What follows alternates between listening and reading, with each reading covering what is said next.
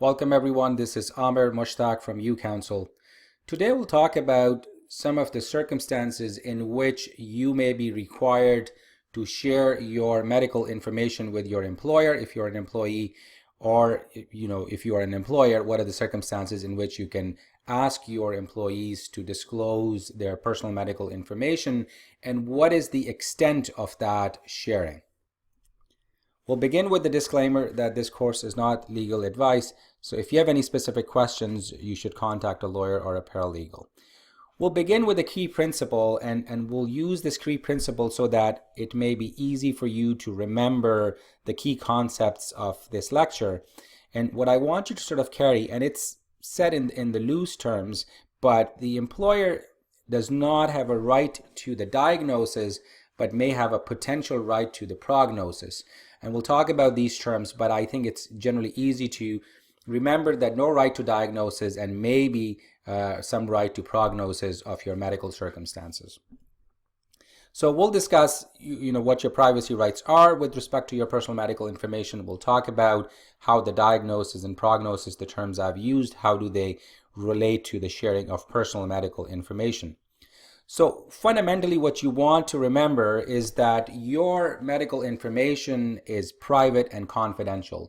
You are by default not required to share your personal medical information with anyone else. But there may be circumstances in which your personal medical circumstances may intersect with your employment duties. They may have an impact on how you can perform your duties, when you can perform your duties, and to what extent. And that's a situation where in that intersection gives rise to certain rights that employer may have to obtain certain medical information to manage its own business. So employers' rights to your medical information are limited, and they're limited to the extent that the employer needs to manage its workforce. That's an employer's fundamental right. And the employer has a right to manage its own business. So in that context, if you come to the employer and say that your performance of duties is limited because of certain medical circumstances, the employer has a right to understand what is the impact of that medical situation on its business, so that they can properly get their business continued and have the duties performed. So I can give you an example. Let's say if you are a factory worker and your job, one of your job was to lift items and put them on shelves. And let's say you end up having a back injury which limits you to lift the items. For instance, if the doctor says that you should not be lifting any items that are heavier than 20 pounds, there may be additional restrictions that you may have to sit every so often, every hour or so. You may have to lie down for a certain time, or you may have to use special chairs or special table while you perform your duties. So all of these things, all of these limitations may have an impact on your duties. And in that context, the employer has a right to understand what is the impact. So one example is the employer has a right to know that from today onwards, you are not able to lift anything that is more than 20 pounds. And if there are items that are heavier, then employer has to figure out who in the workforce will be able to do that task, if not you. And if the employer needs to hire somebody temporarily or full-time, then they'll have to do that in order to accommodate your circumstances. The employer also needs to know whether the extent of this limitation is temporary or permanent. Is it going to last only for a few weeks, or is it something that you can never do again? The employer also needs to understand what kind of breaks you need to take, so that if there's additional work that needs to be completed, then they have to manage all of that. So those are some of the circumstances in which the employer has a right to understand what is the impact of your medical circumstances, so it can manage its own business. With respect to the employer's duty to accommodate, we have a separate lecture on that, and you should review that if you're not clear about what are your rights and obligations with respect to accommodation.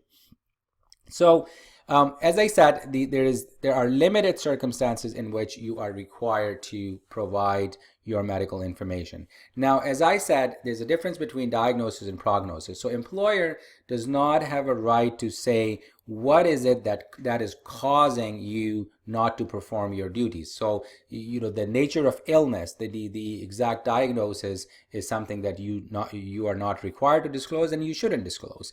What the employer needs to know is what are the limitations so that they can manage its own business.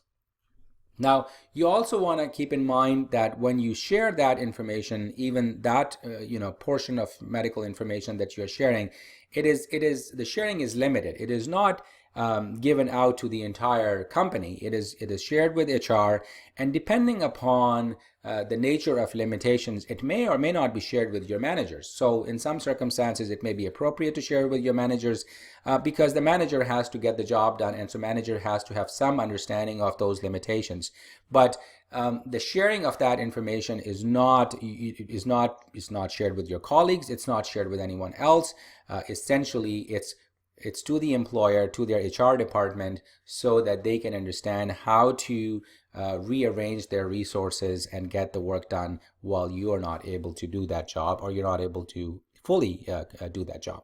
So what you want to remember in this process is that this exchange of information generally becomes a dialogue between you, the employee, and the employer. And how it's done is that, let's say there is a medical circumstances that gives rise to some limitation. You get your doctor's note saying that employee so-and-so is not able to lift certain items above 20 pounds. And then that letter goes to the employer, and then the employer may have some additional questions, right? So what is the length of this restriction? Are you able to lift anything at all? What if we change your duties to something else? So employer is trying to think about how to manage its work, and so they may have additional questions. So they'll come back to you with those additional questions, and then you obtain the response to those questions from your physicians, or if you have an understanding yourself, then you respond to that. And so in this dialogue, at some point, there is a clarity to the employer that how is your medical circumstance impacting its business, and then in that limited context, the information is shared so the employer can manage its business. Now, there's something that is not a topic for today, but I wanted to mention it, and it's called independent medical examination. In some circumstances, the employer may ask you to go to another doctor, another physician, for an independent medical examination, and this is sort of a way for the employer to confirm that you have the limitations and restrictions that you're claiming that you have, and also get a better understanding of how those limitations impact its work. Independent medical examination sometimes is allowed, sometimes it's not, and so it's a separate topic. We'll cover it in a separate lecture. Hopefully you now have at least an understanding of what are your rights as an employee with respect to your medical circumstances when they impact your employment. Please share with us your comments and questions, and we'll be happy to address those. And thank you for watching. We'll see you in the next lecture.